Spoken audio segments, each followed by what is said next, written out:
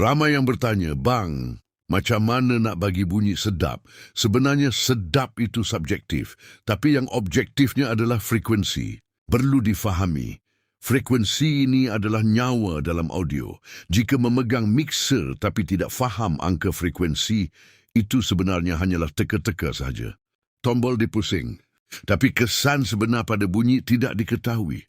Pentingnya tahu frekuensi ini, supaya punca masalah dapat dikenal pasti dengan tepat. Tanpa angka, tindakan hanyalah secara rambang. Bila tahu angka, barulah punca bunyi tidak kena dapat dikesan dan dibetulkan. Kenapa ilmu frekuensi ini penting? Sebab setiap bunyi yang keluar dari speaker mempunyai nilai angka yang tersendiri. Jika bunyi terasa kotor, tajam atau bingit, semuanya berpunca daripada frekuensi tertentu.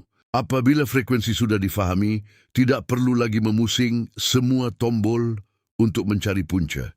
Terus tuju pada angka yang betul. Kerja menjadi lebih cepat dan hasil bunyi juga lebih bersih. Bukan setakat bunyi menjadi sedap, malah mixer dan speaker juga lebih terjaga daripada kerosakan. Inilah perbezaan antara sekadar memusing tombol dengan seorang soundman yang tahu apa yang dilakukan. Sila tinggalkan komen. Adakah ilmu frekuensi ini penting bagi anda? Kita bincang lebih lanjut di situ.